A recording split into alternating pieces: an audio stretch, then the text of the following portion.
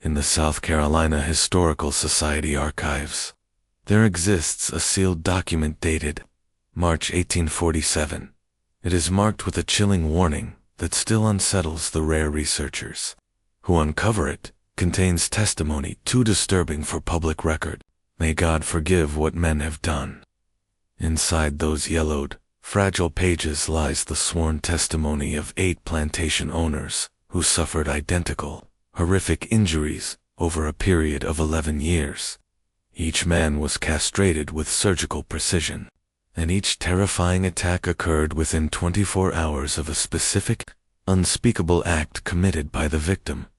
The perpetrator was never caught, never officially identified in any public record, but whispered accounts among formerly enslaved people, collected years after the Civil War, consistently spoke of a man they called Silas the Silent. He was a field hand who could not scream, whose vocal cords had been permanently damaged beyond repair, and he exacted a revenge so methodical, so terrifyingly exact, that even his fellow enslaved people feared to utter his name aloud. What you are about to hear is the deliberate reconstruction of events that South Carolina authorities actively obscured, a pattern of sustained violence so deeply disturbing that it was easier for the establishment to pretend it never happened than to confront what it revealed about the fundamental evil of the plantation system itself.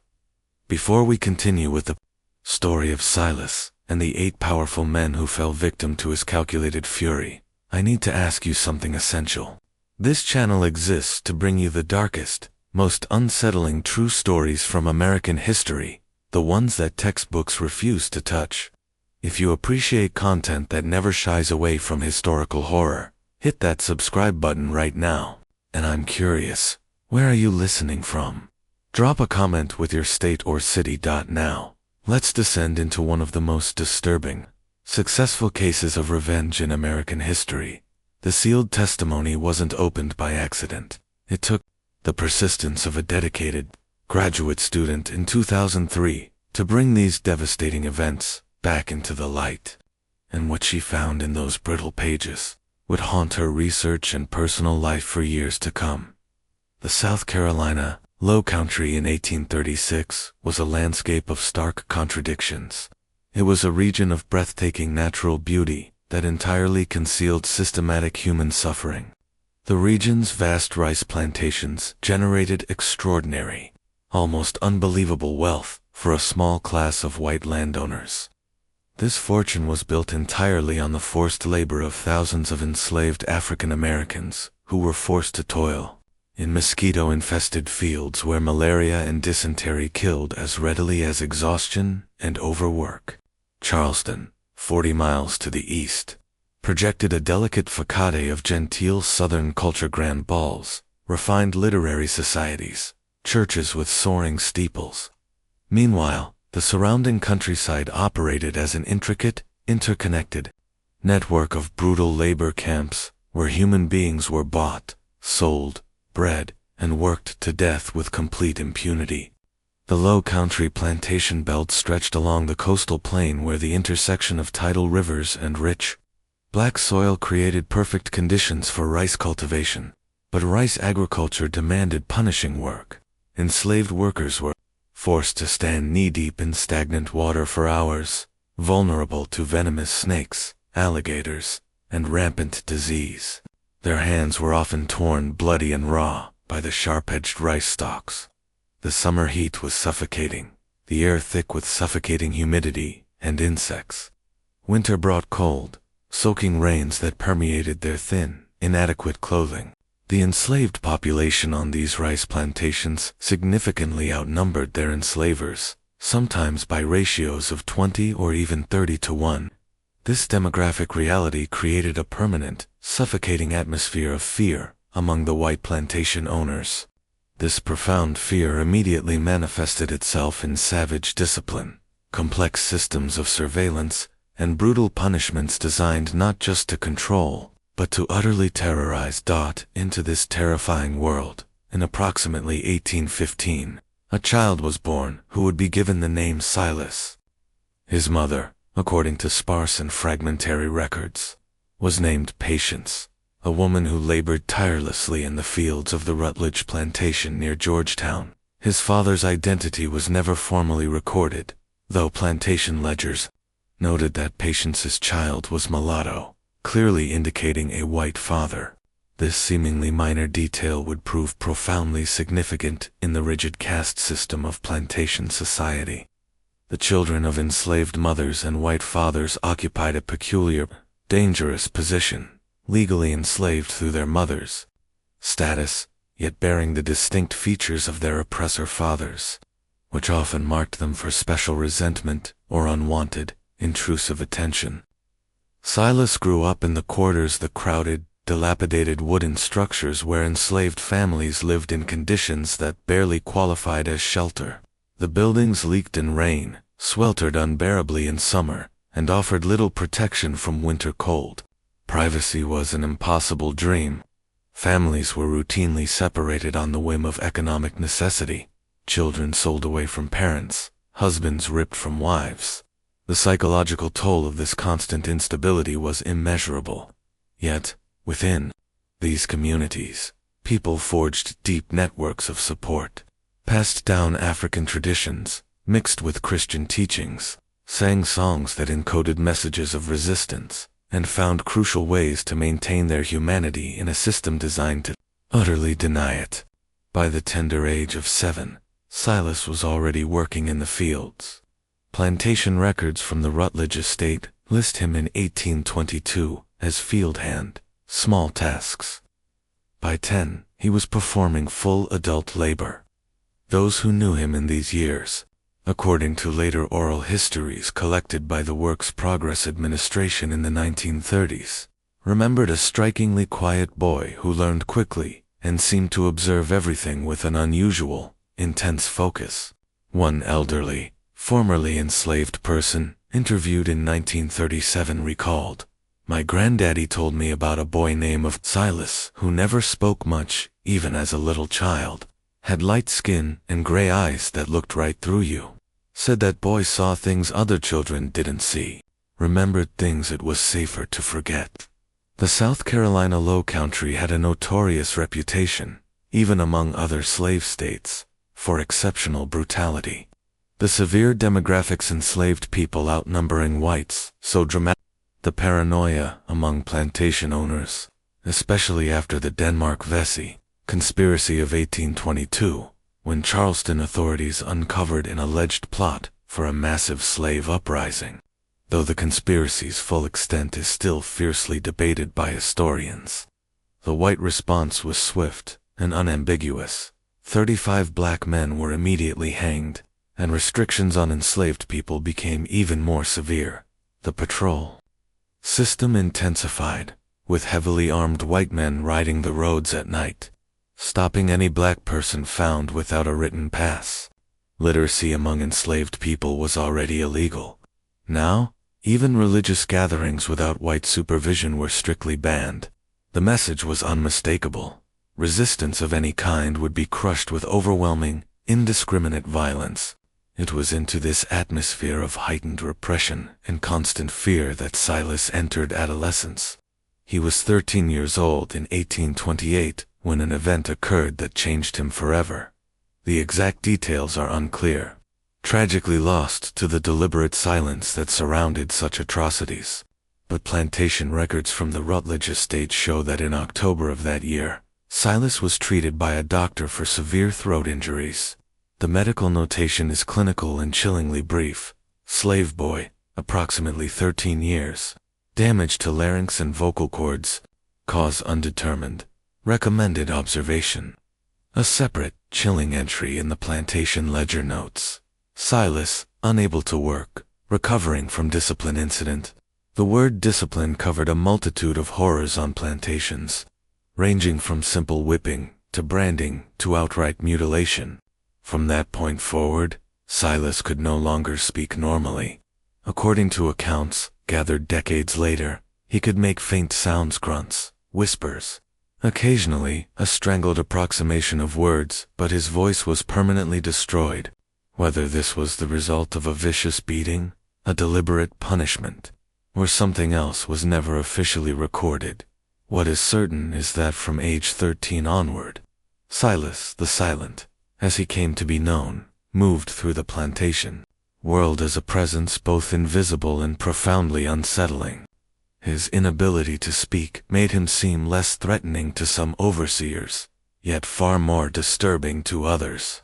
He was a ghost in plain sight, working without complaint, watching without comment. The Rutledge Plantation, like others in the region, operated on a task system rather than gang labor. Enslaved workers were assigned specific tasks, each day a certain amount of rice to thresh, a field to hoe, ditches to dig in. Once completed, their time was theoretically their own. In practice, tasks were often made impossible to complete within daylight hours, forcing people to work late into the evening. But the system did allow for tiny, crucial pockets of autonomy, small gardens where enslaved people grew their own food, opportunities to earn meager amounts of money by selling surplus produce or fish caught in the rivers. These small freedoms were essential for psychological survival, creating spaces where people could exercise choice, however limited. Silas, according to oral histories, used his evening hours very differently than most. He watched, he listened. His silence made people forget he was even there, and in that cloak of invisibility, he learned things. He learned the predictable patterns of the overseers, which ones drank heavily, which ones disappeared into the quarters at night. He learned the schedules of the patrol riders, the gaps in their routes.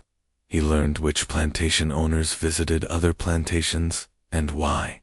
And he learned, though no one ever spoke of it openly, which men among the enslavers considered enslaved women, and sometimes enslaved boys, as their sexual property, vile right that came with simple ownership. The first incident occurred on a humid night in August 1836. Though its full, terrible significance wouldn't be understood for over a decade. The victim was Nathaniel Grayson, a 32-year-old plantation owner whose property bordered the Rutledge estate. Grayson was found in his bedroom at dawn by his wife, conscious but in profound shock, blood soaking completely through the bedsheets. The medical examination revealed that the injury had been inflicted with what the doctor who treated him described as almost surgical precision. The bedroom door had been locked from the inside. The windows were tightly shuttered and securely latched. There was no physical sign of forced entry, no evidence of struggle beyond the devastating injury itself. Grayson, when he could finally speak, claimed he had simply woken up to a heavy hand clamped over his mouth. A sudden flash of cold metal, and a pain so instantly intense he lost consciousness. He insisted he saw nothing, heard nothing, except for the sound of breathing, steady, controlled breathing close to his ear. The local sheriff, Benjamin Carr, investigated the crime scene with the immediate assistance of the slave patrol. Every enslaved person on Grayson's plantation was brutally interrogated. Several were whipped on mere suspicion, a common and cruel practice designed more to reassert white control than to extract any actual information. Nothing useful emerged from the interrogations. Grayson's wife vehemently insisted that no enslaved person had been inside the main house that evening. The house servants, questioned separately, confirmed they had been locked in their quarters as usual at nightfall, a religious practice Grayson followed rigidly. The investigation stalled within days, while dark rumors spread throughout white society theories of organized revenge. Whispers of abolitionist conspiracies. No arrest was ever made, what the sheriff's report dangerously omitted because Grayson ferociously refused to speak of it was what had transpired the previous afternoon. A field hand from the neighboring Rutledge plantation, a young man named Silas, had been temporarily loaned to Grayson for the day to assist with critical repairs to a rice mill. Such short-term transfers were common, part of a system of mutual assistance among landowners. The repair work had lasted until evening, and rather than send Silas back in the darkness, Grayson had kept him overnight in a storage shed near the main house. Grayson himself had visited that shed around 10 o'clock that evening. He was inside for approximately half an hour. When he finally emerged, adjusting his clothing, Silas emerged behind him, moving slowly, his face utterly unreadable. Grayson ordered his overseer to return Silas to the Rutledge plantation at first light. That was the last coherent command he gave before the attack. No connection was made. Grayson himself never once mentioned Silas's presence on the property. To do so would have required explaining why he had visited the isolated shed late at night, and such an admission would have instantly raised questions Grayson had no intention of answering. In the so-called honor culture of the Southern plantation elite, certain things were darkly understood, but never, ever acknowledged. Sexual access to enslaved people was simultaneously a casual, routine practice and an unmentionable reality. To speak of it openly was to violate social codes that maintained the elaborate fiction of white gentility. So, Grayson suffered an agonizing silence, eventually telling people he had been attacked by an unknown intruder, possibly a runaway slave, who had miraculously gained entry to his locked bedroom.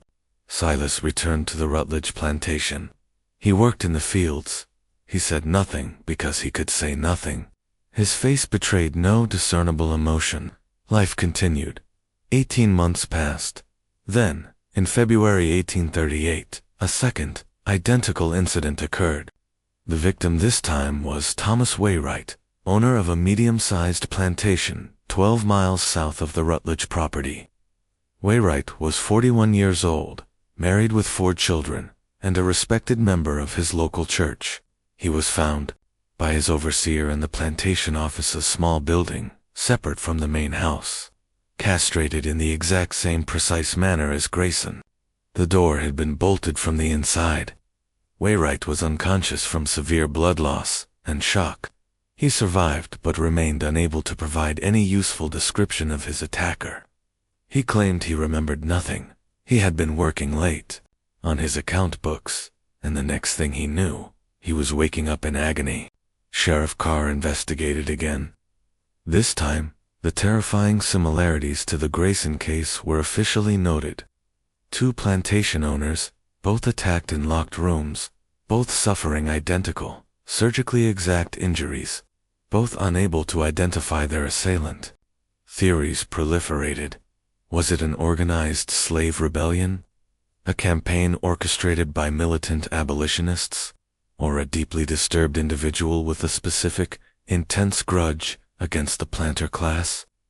The investigation once more focused solely on enslaved people in the area, particularly those who had demonstrated any independence of spirit or intelligence that might suggest the capacity for such a sophisticated crime. Several men were arrested, interrogated harshly, and held for weeks before being reluctantly released for lack of evidence. Once again, a critical, damning detail went totally unreported. 2 days before the attack, Wainwright had traveled to Georgetown to conduct business. While there, he had negotiated the short-term rental of an enslaved worker, highly skilled in carpentry. The Rutledge plantation, always looking to generate additional income, had developed a profitable side business renting out some of their more skilled enslaved workers for temporary projects. Silas, despite his profound inability to speak, had learned competent carpentry skills and was considered an efficient, desirable worker. He had been sent to Wainwright's plantation to repair damage to several outbuildings.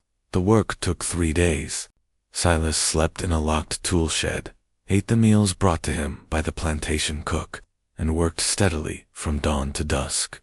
On the second evening, Wainwright visited the tool shed. He stayed for some time. When he left, Silas remained inside. The next day, Silas completed his work and returned to the Rutledge plantation. The day after that, Wainwright was found castrated in his office. No connection was made because no one was looking for a connection.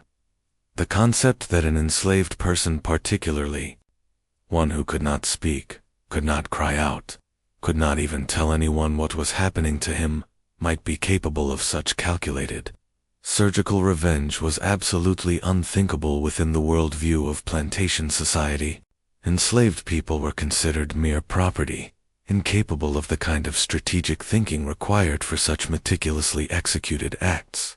That they suffered was acknowledged with indifference. That they might respond with methodical violence was beyond all consideration. But among the enslaved communities of the Low Country, whispers began to circulate. Nothing explicit, nothing that could ever be traced or used as evidence, but a growing pattern of knowing glances and careful silences.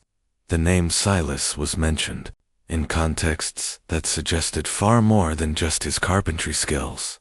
An elderly woman interviewed decades later recalled, "We knew there was somebody making those white men pay. Didn't know for certain who, but there was talk about a man who couldn't speak, who moved like a shadow. People were scared of him, but not the way you'd be scared of something evil. More like how you'd be scared of a storm. You know it's coming, you know it's powerful, and you just try to stay out of its way." By 1840, 4 plantation owners in the South Carolina Low Country had suffered the exact same fate. Each attack followed an identical, terrifying pattern.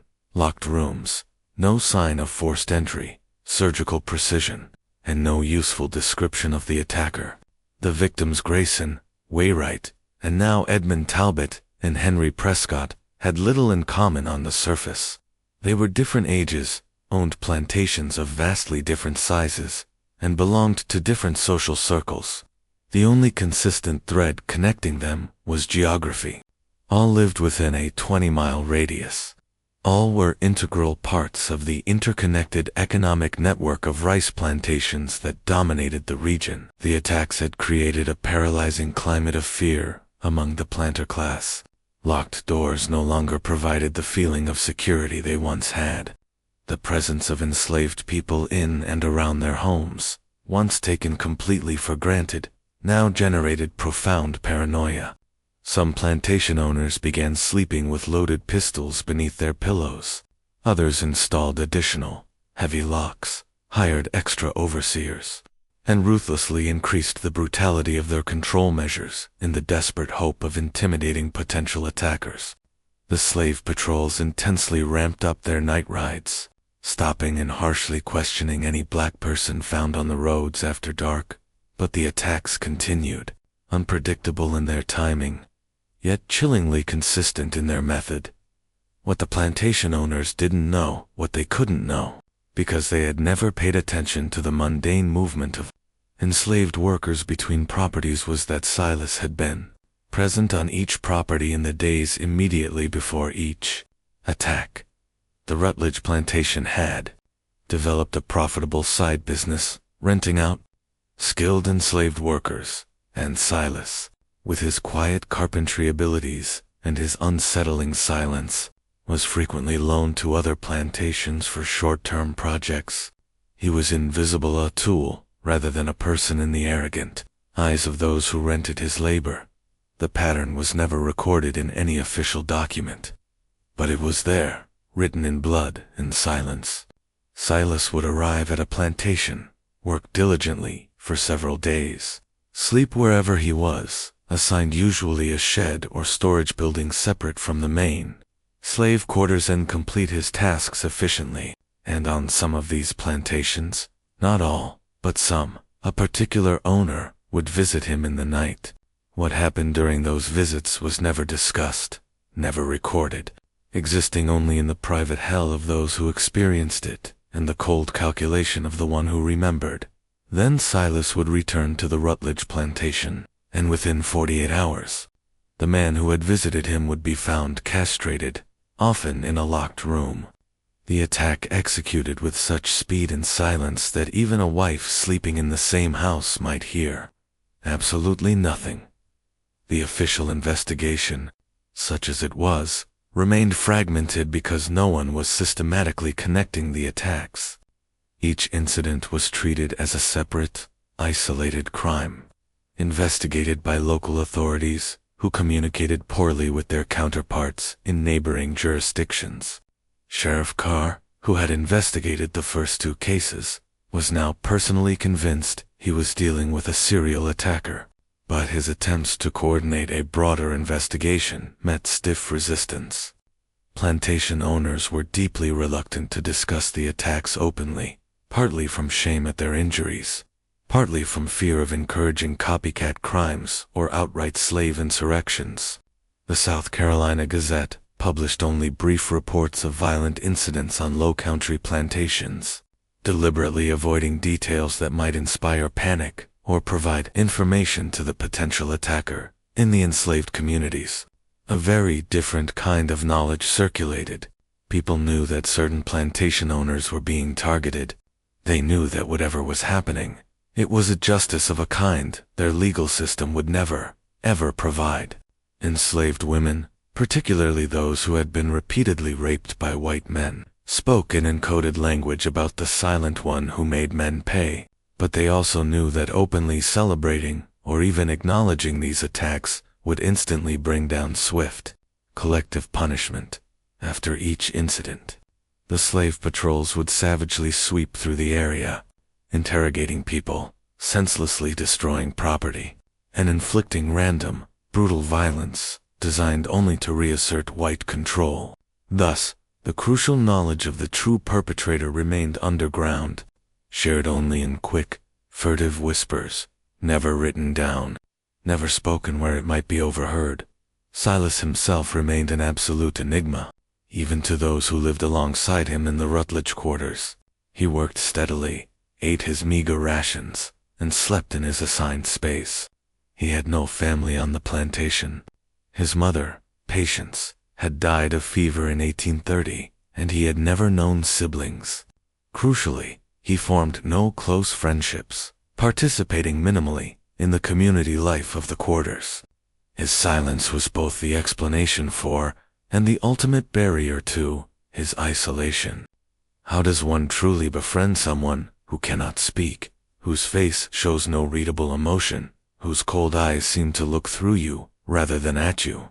An elderly man named Joshua, who had worked alongside Silas in the rice fields for years, told an interviewer in 1936, Silas wasn't like other folks. Something happened to him when he was young, something that broke him inside even more than it broke his voice. He'd work all day in the heat, cutting rice until his hands bled, and he wouldn't make a sound. Overseers liked that at first, thought he was broken good, but there was something in his eyes that made smart people nervous. He was watching, always watching, like he was seeing things the rest of us couldn't see. And when he looked at certain white men, there was something in that look that made you think of deep water, the kind that drowns you slow. The Rutledge plantation owners, the family who legally owned Silas, never suspected him of anything. He was valuable property, a skilled worker who could be rented out for additional income, quiet and seemingly obedient. If anything, his inability to speak made him appear more trustworthy. He couldn't spread rumors, couldn't organize resistance, couldn't even cry out if something terrible happened to him. He was, in their arrogant eyes, the ideal slave, productive, silent, and utterly controlled. But control was a fatal illusion. Silas had learned, through years of quiet observation and bitter experience, precisely how plantation society functioned. He understood the chilling rhythms of plantation life, the predictable patterns of white movement and black restriction. He knew that enslaved people were expected to be in certain places at certain times, and that any deviation from that routine invited instant suspicion and brutal punishment. He also knew that his silence, which made him physically vulnerable, also made him entirely forgettable. Overseers would speak freely in his presence, discussing matters they would never mention around enslaved people they believed could gossip. White men would use him, then instantly dismiss him from their minds, confident that a mute slave posed no threat. They were catastrophically wrong. By 1842, the terrifying count had reached 6. Two more powerful plantation owners, Robert Finch and Charles Hammond, had joined the devastating list of victims. The attacks could no longer be dismissed as random, isolated incidents. The Charleston Mercury published a panicked editorial calling for a coordinated, region-wide investigation, darkly suggesting that a disturbed individual or an organization of malcontents was specifically targeting the planter class. Huge rewards were offered for information. The governor authorized additional militia resources to support local law enforcement, but the investigation continued to flounder, primarily because the victims, almost without exception, refused to provide certain critical information. None would discuss their activities in the hours immediately before the attacks. None would ever acknowledge the presence of particular enslaved workers on their properties.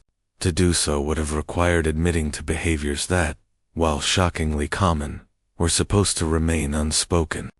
The honor culture of the Southern elite valued reputation above almost everything else.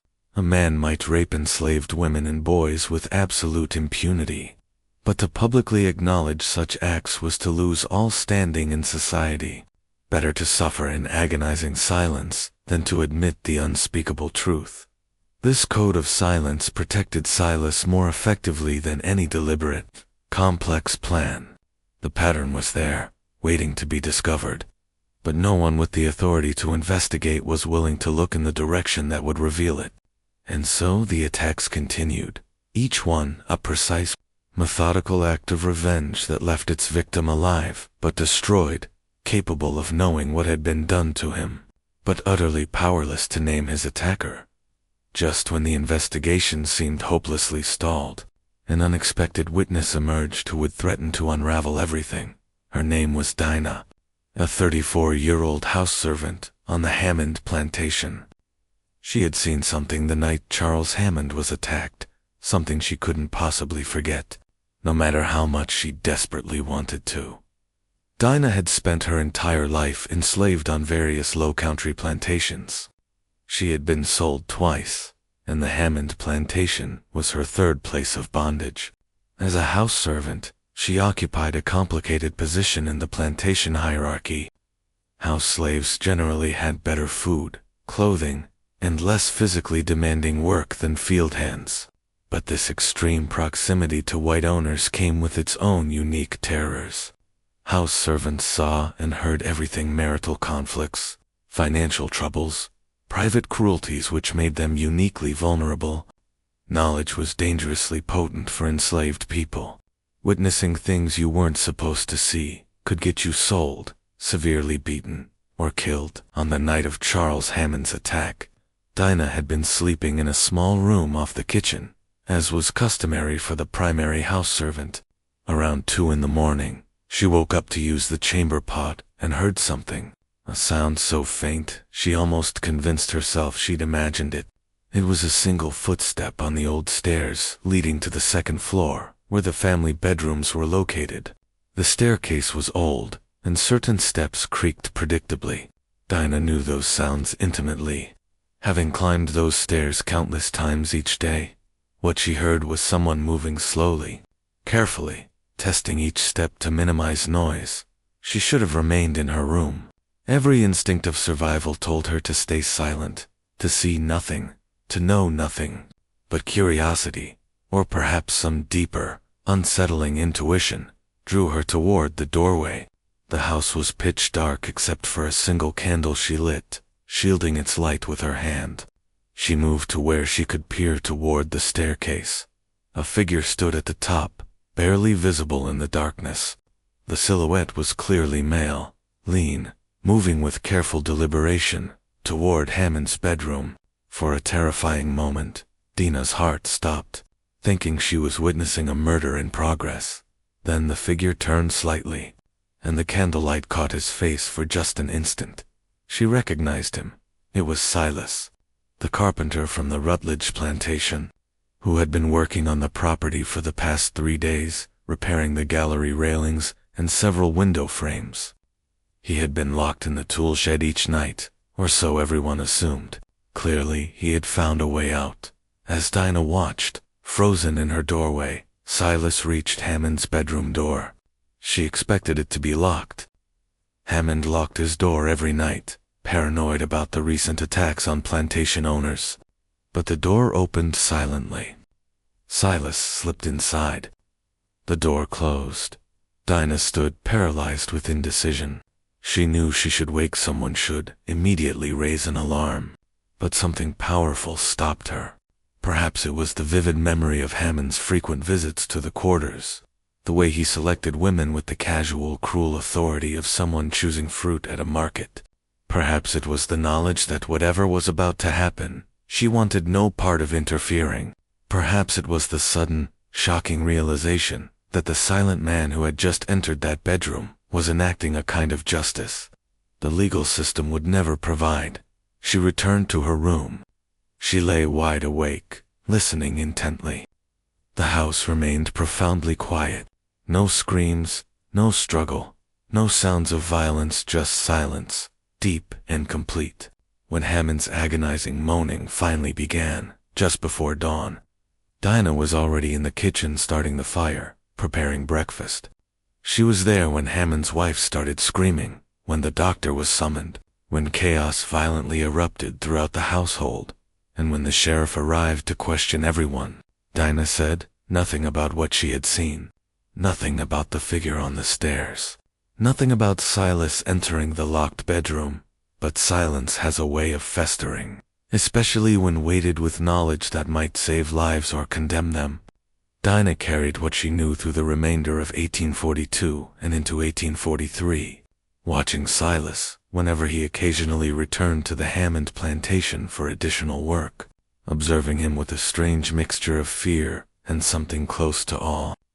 He never acknowledged her with anything more than the briefest, neutral glance, but she felt absolutely certain he knew that she had seen him. They existed in a terrifying state of mutual silence, each holding knowledge that could instantly destroy the other. The seventh attack occurred in November 1843. The victim was Daniel Merrick, a notoriously brutal plantation owner whose cruelty was legendary, even by the low standards of the region. Merrick owned a large plantation near the Waccamaw River, forcing more than 40 enslaved people to work the rice fields that generated substantial profits. He was known for creative, sadistic punishments, thumbscrews, the stocks, brutal whippings for minor infractions. He was also known for his insatiable appetites, which extended to both enslaved women and younger men. The enslaved community on his plantation lived in constant, paralyzing terror. Silas had been sent to Merrick's plantation in early November to construct a new storage building for rice harvesting equipment. The project required 10 days of dedicated work. Silas slept in a locked corn crib, took his meals separate from the other enslaved people, and worked with mechanical efficiency. On the third night of his stay, Merrick visited the corn crib. What happened during that visit was known only to 2 people.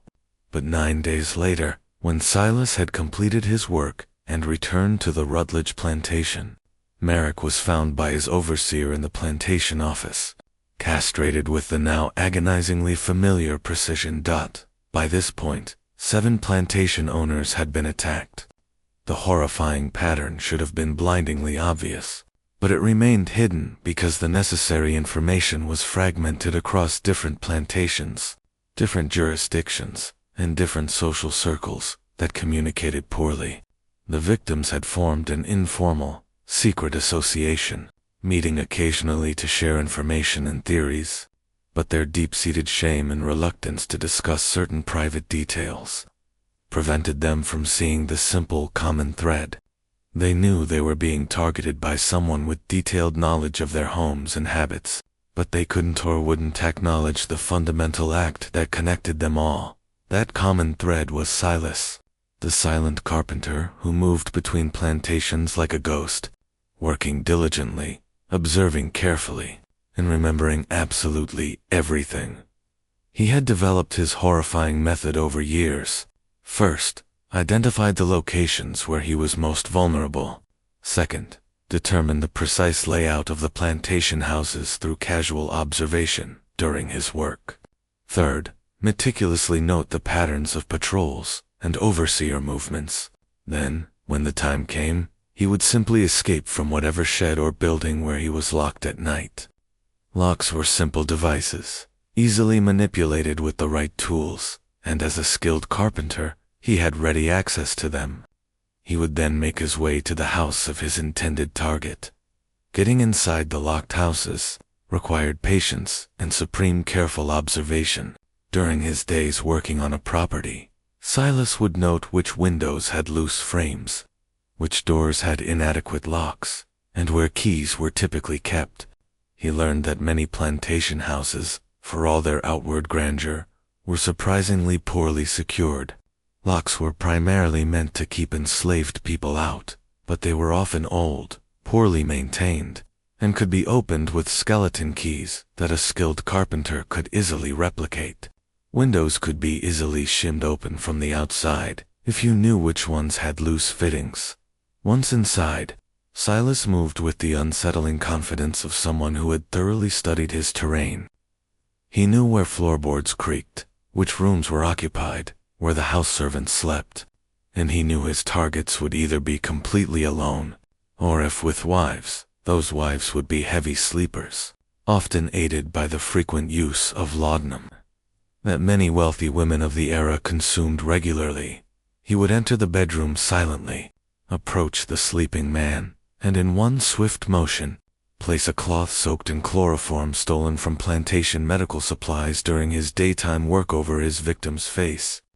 The man would struggle briefly, then instantly lose consciousness. Silas would work quickly, using surgical tools he had carefully acquired and hidden. The castration was performed with a precision that strongly suggested medical knowledge, though where Silas had learned such skills remained a complete mystery. Within minutes, he would be gone, slipping back out of the house the way he had entered, returning to his locked shed to wait out the remaining hours before dawn. The chloroform explained why victims remembered so little. The surgical precision explained why most survived. Silas had no interest in murder, which would bring a far more intense and coordinated investigation.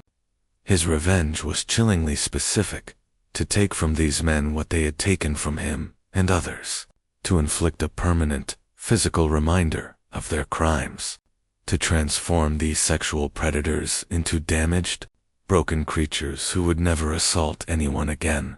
But Dinah's terrifying knowledge remained a ticking bomb.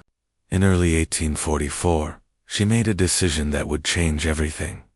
She approached Reverend Thomas Clayton, a Presbyterian minister who served several low-country, plantation churches and had a quiet reputation as a reformer who occasionally, and very carefully, spoke about the moral problems inherent in slavery. Dinah requested a private conversation, an extremely unusual request from an enslaved person to a white minister. Clayton, intrigued and somewhat suspicious, agreed to meet her in the Hammond Plantation Chapel. What Dinah told him that afternoon in February 1844 was fragmentary and intensely careful. She didn't identify Silas by name initially, but she described seeing a man in the Hammond house the night of the attack, a man who emphatically shouldn't have been there. She described his unnerving silence, his meticulous movement, the way he had entered a locked room. She told Clayton she believed this same man was responsible for all the other attacks, that he moved between plantations, that he was exacting a calculated revenge for something terrible. She didn't explicitly state what that something was to do, so would require acknowledging the systematic sexual violence that pervaded the plantation system, and such acknowledgement could get her killed.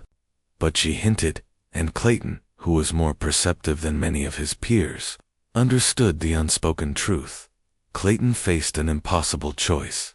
If he reported what Dinah had told him to the authorities, she would certainly be punished, possibly killed, for not coming forward immediately. The perpetrator would likely be caught and swiftly executed. But Clayton had enough moral imagination to grasp that what he was dealing with wasn't simple criminality. It was a desperate revenge for sustained, systematic abuse. He asked Dinah why she was telling him this now, months after witnessing the attack. Her answer was simple and heartbreaking. Because there's going to be more. I can see it in him when he passes through. And maybe if somebody knows, if somebody understands what's really happening, something can change. Clayton made a decision that defied every social convention of his time and place. He said nothing to the authorities. Instead, he began his own quiet, dangerous investigation, traveling between plantations, speaking carefully to enslaved people under the guise of religious ministry, gathering stories that confirmed what Dinah had chillingly suggested. He learned about a silent carpenter named Silas. He learned about plantation owners who visited locked sheds late at night. He learned about a pervasive pattern of horror that the white establishment refused to acknowledge because acknowledging it would require confronting the deepest moral rot of the slavery system itself. What Clayton didn't anticipate was that his discreet investigation would quickly draw attention in a society built entirely on surveillance and control. A white minister asking careful questions about plantation owners and their private behavior instantly raised alarms. By the summer of 1844, Clayton found himself called before a committee of concerned citizens in Georgetown, intensely questioned about his activities, and sternly warned that his interference in plantation discipline was deeply unwelcome. He was told in terms that left no room for misunderstanding. His continued service as a minister in the Low Country depended entirely on his discretion and his willingness to support, not question, the established social order. One committee member, a prominent plantation owner named Augustine Sheffield, was particularly direct. "We understand you've been asking questions about matters that don't concern the spiritual welfare of anyone, Reverend. Questions that suggest you've forgotten your place and purpose here. That can be corrected, or it can be concluded. The choice is yours." Clayton understood the death threat. He stopped his investigation, or at least he appeared to. But he kept detailed private journals, documenting everything he had learned, writing in a personal shorthand that he believed would protect the information if his papers were ever seized. These journals, discovered in a Charleston estate sale in 1998, provide the most complete contemporary account of what was actually happening in the Low Country between 1836 and 1847. In one entry from August 1844, Clayton wrote, "I have learned the identity of the man they seek, though they know not whom they seek. He is called Silas, property of the Rutledge estate, a carpenter of some skill who cannot speak. I have learned why he cannot speak, the result of violence inflicted upon him as a boy of 13, the nature of which I cannot bring myself to write, even in this private record. I have learned what has been done to him repeatedly since by men who saw his silence as invitation rather than injury, and I have learned what he has done in response. God, forgive me. I cannot condemn him. The law would hang him, without hesitation. But what law protects him? What justice exists for one such as he? I am meant to preach forgiveness and redemption. Yet I find myself hoping he is never caught, that his terrible justice continues until every man who has violated him pays in full." Meanwhile, Silas continued his work, completely unaware that anyone had begun to piece together the pattern. The Rutledge plantation continued to profit handsomely from renting out their skilled carpenter, and Silas continued to move between perpetrator Silent, indispensable presence that white society had learned to completely ignore. But something was profoundly changing in him. According to those who observed him during these years, the elderly, formerly enslaved people interviewed in the 1930s, they spoke of a man who seemed to be slowly disappearing, even as he remained physically present.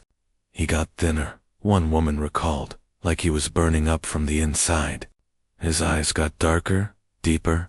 You'd look at him and feel like you were looking into a well with no bottom. Some folks started avoiding him, not because they thought he'd hurt them, but because being near him felt like being near something that had already died, but forgot to stop moving. The eighth and final attack occurred in March 1847, and it would prove different from all the others, in ways that would finally force the terrible truth into the open. The target was Jonathan Caldwell, a 47-year-old plantation owner whose property sat along the Black River, one of the most profitable rice-growing regions in South Carolina. Caldwell was wealthy even by planter standards, owning more than 60 enslaved people and extensive land holdings. He was also a powerful member of the state legislature, a position that gave him considerable political influence and protection. Unlike the previous victims, who had been reluctant to discuss their attacks publicly, Caldwell was known for his extreme arrogance and his unwavering belief that his political connections made him absolutely untouchable. In early March 1847, Caldwell contracted with the Rutledge Plantation to borrow Silas for a month-long project: the construction of a new overseer's house and the renovation of several slave quarters that had fallen into disrepair. It was an ambitious project that would require Silas to work on the Caldwell plantation for an extended period, far longer than any of his previous short-term assignments. The Rutledge estate manager, pleased with the substantial rental fee Caldwell was offering, agreed immediately. Silas was transported to the Caldwell plantation on March 3rd, along with the necessary tools and materials he would need. The Caldwell plantation was larger and notoriously more brutal than most. The overseer, a man named Horace Strickland, was infamous for his violence. He carried a whip at all times and used it freely. The enslaved population lived in constant, paralyzing fear, worked long past the point of exhaustion, and suffered brutal punishments for infractions, both real and cruelly imagined. Several people had tragically died in the fields in recent years from overwork and untreated injuries. The atmosphere was oppressive, heavy with the kind of profound despair that comes from knowing no relief is possible. No escape is available. Silas was assigned to sleep in a small workshop separate from the main quarters, a structure where tools were stored and minor repairs completed. It was a sturdy wooden building with a heavy lock on the door and iron bars fixed on the single window. Strickland, the overseer, made a point of personally locking Silas in each night, checking the lock twice, and warning him that any attempt to escape would result in a savage whipping that would leave him unable to work for weeks. Silas showed absolutely no reaction to these threats, simply nodding his neutral understanding before going about his work during the day with the same mechanical efficiency he brought to every project. But Caldwell had noticed Silas almost immediately, and his attention carried a quality that anyone familiar with the sickening dynamics of the plantation system would instantly recognize. On the second evening of Silas's stay, Caldwell visited the workshop after dark. He stayed for more than an hour. When he finally left, his clothing was disheveled, his face flushed. Silas remained inside, standing motionless near the workbench, his face unreadable in the dim light of a single candle. The grim pattern repeated itself over the following weeks. Caldwell would visit the workshop 2 or 3 times each week, always after dark, always staying for extended periods. The other enslaved people on the plantation noticed, as they noticed everything, but said nothing. Speaking about such things was suicidal.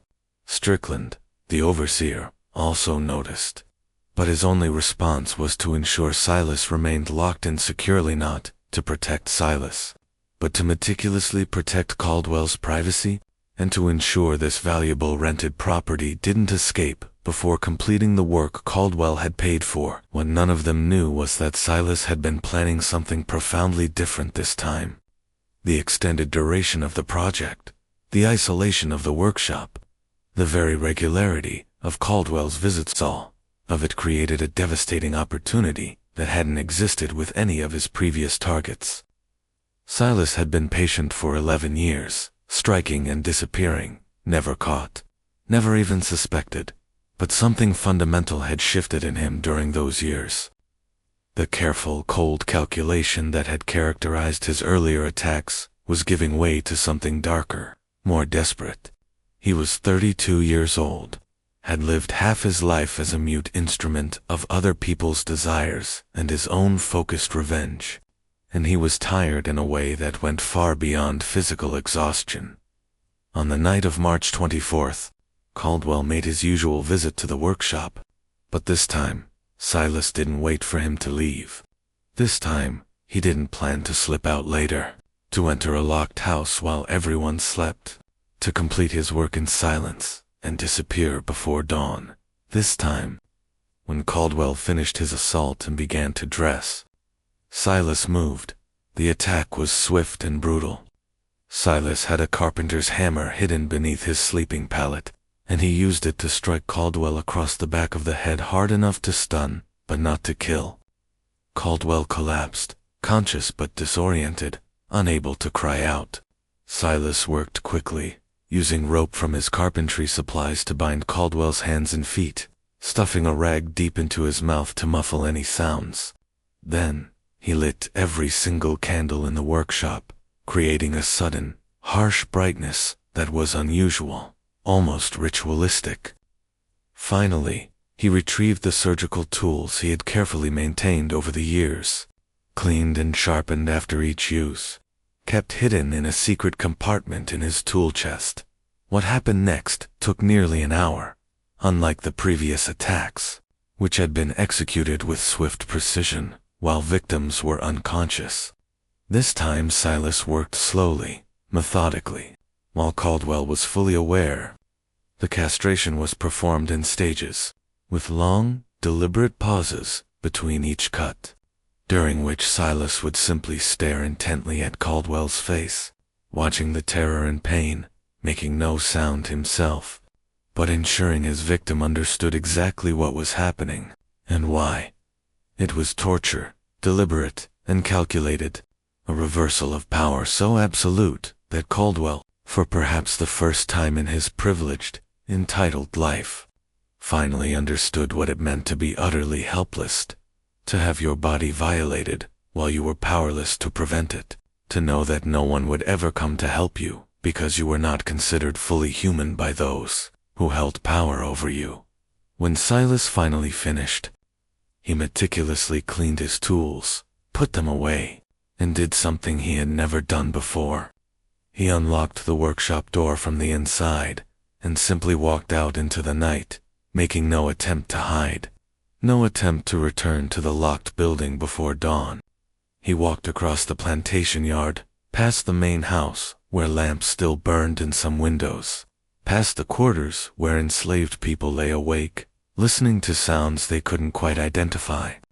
He walked to the edge of the plantation property, to the river that marked the boundary, and he stood there, looking out at the dark, flowing water as the first pale light of dawn began to gray the eastern sky. He was found there at sunrise by Strickland, the overseer who had discovered Caldwell in the workshop, screaming through his gag, barely conscious from blood loss and shock. Strickland had immediately organized a search, fully expecting to chase a runaway slave through the swamps. Instead, he found Silas standing calmly by the river, his hands still stained with blood, his face showing no emotion, no fear, no regret. When Strickland approached with 3 other armed white men, Silas made no attempt to run. He simply turned to look at them, and later, Strickland would tell people that the look in Silas's eyes was the most terrifying thing he had ever seen. Not rage, not madness, but something emptier and colder, like looking into the eyes of a man who had already left his body behind. Just when you think you understand the full scope of this horror, remember that Caldwell was the 8th victim we know about. How many others might there have been? Attacks that went unreported, victims too ashamed to admit what had happened to them. If this story is giving you chills, share this video with someone who appreciates dark historical mysteries. Hit that like button to support content that doesn't shy away from the brutal truths of American history. And don't forget to subscribe. We have more stories like this one, tales that history tried to bury. Now, let's see what happened when the truth finally came out. They arrested Silas immediately, shackled him with heavy irons on his wrists and ankles, and locked him in a storage shed on the Caldwell plantation while they frantically decided what to do. Caldwell was rushed to Charleston for emergency medical treatment. He survived, like all the previous victims, but the injury was catastrophic and permanent. News of the attack spread rapidly through the Low Country, and for the first time, The authorities began to seriously investigate whether this might be connected to the previous incidents. Sheriff Carr, who had been investigating these similar attacks for more than a decade, traveled immediately to the Caldwell Plantation. For the first time, he had an actual suspect in custody. The interrogation began the following day, March 26, 1847, in a small, tense room in the Georgetown courthouse, where Silas had been transferred under heavy guard. Present were Sheriff Carr, 2 deputies, the district attorney, and, crucially, Reverend Clayton, who had been summoned at Carr's request because he was known to have the limited trust of enslaved people and might be able to get Silas to communicate despite his inability to speak. The interrogation transcript, part of the sealed documents later archived by the South Carolina Historical Society, makes for profoundly disturbing reading. Silas was brought in chains into the room, his hands shackled to a ring bolted into the floor. He sat without resistance, his face showing no expression, his damaged throat making occasional involuntary sounds, but no words. Sheriff Carr began with direct questions. "Did you attack Jonathan Caldwell? Did you castrate him?" Silas nodded slowly to both questions. No denial, no attempt to escape responsibility. Then Carr asked a crucial question that finally mattered. "Have you done this before? Are you responsible for the other attacks?" Silas stared at him for a long, silent moment, then nodded again. The men in the room exchanged stunned glances. They had suspected, but confirmation was different. Carr pressed further. "How many? How many men have you attacked?" Silas held up both hands, fingers spread. 8. Carr felt something cold and hard settle deep in his stomach. "Why? Why did you do this?" It was Reverend Clayton who gently intervened. He had brought paper and a pencil, thinking Silas might be able to write, but when he offered them, Silas shook his head. He couldn't read or write. Literacy was illegal for enslaved people, and he had never been taught. So Clayton tried a different, more empathetic approach. He began asking simple yes or no questions, and Silas responded with a nod or a headshake. The quiet conversation that followed, reconstructed from Clayton's journal and the official transcript, revealed the devastating pattern that had been there all along, hidden by shame and silence. "Did these men hurt you?" Clayton asked. Silas nodded. "Did they force themselves upon you?" Silas's nod was slower this time, but definite. "All 8 of them." Nod. "Did this happen to you when you were young? When your voice was damaged?" Nod. "And it continued to happen whenever you were sent to work on other plantations?" Nod. Clayton turned to look at Sheriff Carr, his eyes filled with a desperate, terrible realization. "Sheriff, I believe we need to investigate the circumstances under which these attacks occurred. I believe this man has been subjected to systematic sexual violence for nearly 20 years, and what he did was retaliation." The room fell into an immediate, heavy silence. The district attorney, a man named Harrison Felder, finally spoke. "That's not a defense under law, Reverend the district attorney," Harrison Felder snapped. "Slaves have no legal right to retaliate against their masters for any reason, even if what you suggest is true, and I am not conceding that it is, it simply does not matter. This man mutilated 8 white men of standing. He will hang for this." But Sheriff Carr was looking at Silas with a complex expression, one that suggested he was finally grasping a profound truth he had been deliberately avoiding for years. "The pattern," Carr said slowly, his eyes distant. "He was present on every property shortly before each attack. We could have found this connection years ago if we'd been looking at the movement of rented slaves. But we didn't look, because we didn't want to see what we'd find." He turned sharply to Felder. "If we put him on public trial, every detail will come out. Why he was sent to these plantations. What happened to him while he was there. Why 8 respectable plantation owners all had this one silent slave in their possession right before they were attacked. Do you want those details in the public record?" Felder understood the devastating implications immediately. A public trial would require testimony about what the victims had done to Silas, forcing an acknowledgement of the systematic sexual violence that pervaded the entire plantation system. It would be utterly humiliating for the victims, dangerously disruptive to the social order, and potentially inspire other enslaved people to acts of violent resistance. It was far better to handle this quietly. "What are you suggesting?" Felder asked carefully. "I'm suggesting," Carr stated, "that we document what we need to document, that we close these 8 cases as solved, and that we handle the punishment without a public spectacle that serves no one's interests." What followed was a chilling bureaucratic exercise in concealment. The official record would show that Silas's property of the Rutledge Plantation had confessed to 8 counts of assault on plantation owners between 1836 and 1847. The motive would be listed vaguely as unknown or general rebellious disposition. The specific, agonizing details of what had been done to Silas, what had truly motivated his attacks, would not be included in any official document. The victims would not be required to testify about their private activities.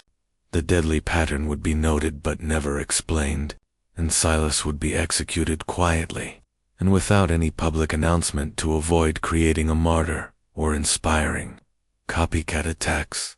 But Reverend Clayton refused to let it rest there.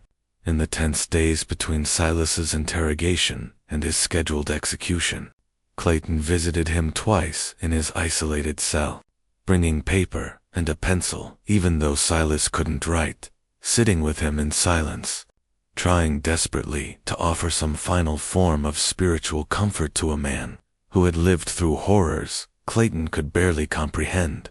During the second visit, Clayton asked Silas if there was anything he wanted people to know, anything he wanted Clayton to record for history.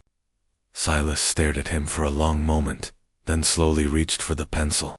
His hand was trembling violently, but he managed to draw something. Not words, but simple, stark images. A boy's face with his mouth wide open, screaming, a large hand covering that mouth, darkness. Then 8 crosses scratched heavily into the paper. Then nothing more, Clayton understood. The 8 crosses represented Silas's victims, but they also represented something else. 8 times that Silas had taken back some measure of power, had made his attackers feel a fraction of what he had felt. It wasn't justice in any legal sense, but it was the only justice Silas had ever been able to claim. Clayton carefully preserved the drawing in his private journal, where it remains to this day a stark, visual testimony to a violence that official records tried to systematically erase. The execution was scheduled for April 15, 1847, to be carried out at dawn in the Georgetown Courthouse Square. But 2 days before the scheduled date, something unexpected happened. Silas was found dead in his cell. The official cause of death was listed as suicide by hanging, using strips of cloth torn from his blanket. But there were immediate inconsistencies in the report that raised questions then, and continue to raise questions now. The cell was supposedly under constant guard. The cloth strips would have required considerable time to tear and braid into a rope strong enough to support a man's weight, and several people who saw the body noted bruising around the throat that seemed inconsistent with hanging.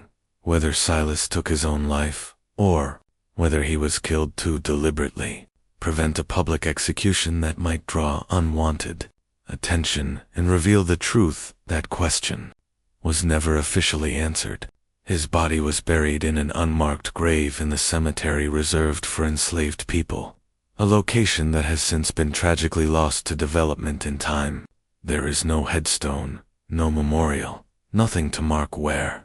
Silas the Silent finally found silence in death. The 8 plantation owners who survived Silas's attacks lived with their injuries and their crushing shame for the remainder of their lives. Several left the region entirely, moving to other states where their dark histories were unknown. Others remained but became reclusive, their damaged bodies constant, bitter reminders of what they had done and what had been done to them in return. Jonathan Caldwell resigned from the state legislature shortly after his recovery, citing health reasons. He sold his plantation in 1849 and moved to Virginia, where he died in 1856, leaving behind no public record of what had happened to him.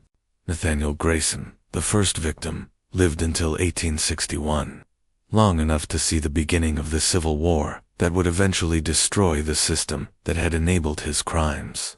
He never married, never spoke publicly about his attack, and died isolated and alone in the house where it had occurred. The Rutledge plantation continued to operate until 1865, when the Union Army's occupation of South Carolina effectively ended slavery in the region. The plantation buildings were burned during the war, and the land was eventually divided and sold. No records survive of what happened to the enslaved people who had lived there, including those who had known Silas, worked alongside him, and perhaps even suspected what he was doing during those 11 years. They scattered after emancipation, seeking family members sold away, trying desperately to build new lives in a society that offered freedom in name but little in practice. Some of their descendants still live in the Low Country, though few know their direct connections to this history. Reverend Thomas Clayton continued his ministry in South Carolina until 1852, when he resigned and moved to Pennsylvania, a state where he could work more openly with abolitionist organizations. His journals were inherited by his daughter, who preserved them carefully but never published them. She understood that the stories they contained were simply too dangerous, too revelatory, too challenging to the comfortable narratives that both North and South wanted to tell about slavery. Those journals passed through several generations of Clayton's descendants before being donated to a historical society, where they remained largely unexamined until the late 20th century. The sealed document that contains the official record of Silas's crimes and execution was deposited in the South Carolina Historical Society archives in 1847, with explicit instructions that it not be opened without special permission. That restriction remained in place for more than 150 years.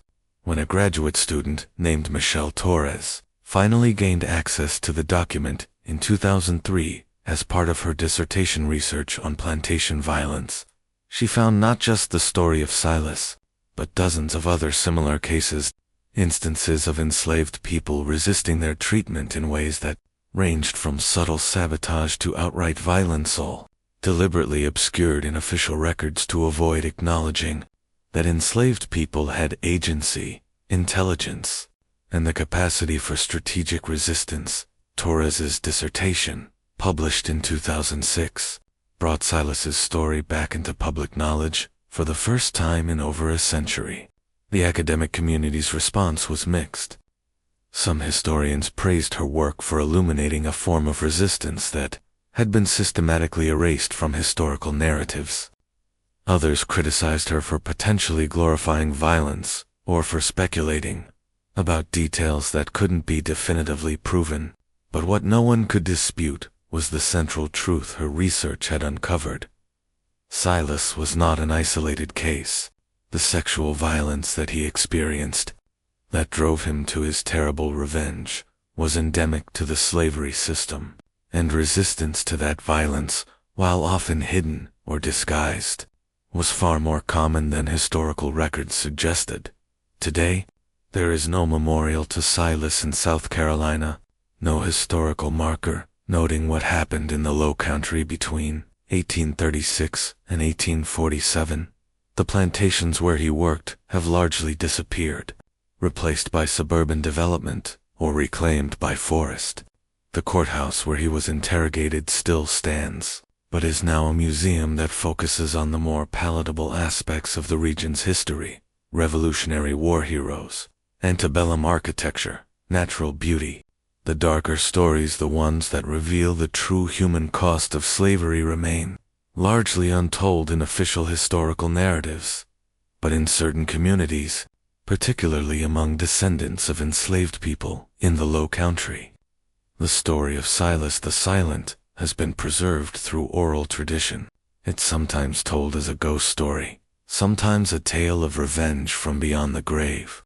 Other times, it's told as a cautionary tale about what happens when people are pushed beyond endurance, when systems of oppression become so brutal that resistance becomes inevitable, no matter the cost.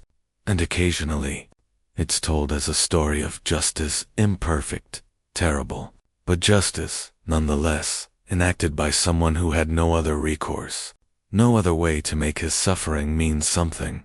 The complex question of whether Silas was a victim, a villain, or something far more complex than either category allows, continues to generate debate among historians and ethicists. He killed no one, but he inflicted terrible injuries on 8 men. Those injuries were acts of revenge for sexual violence he suffered repeatedly over nearly 2 decades.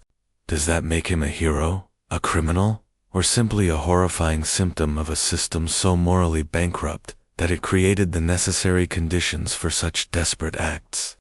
The answer, perhaps, depends entirely on whether you believe justice can exist outside the law, whether revenge can ever be righteous, whether a person who has been denied every form of legal protection and human dignity can be judged by the standards of a society that refused to acknowledge their humanity in the first place.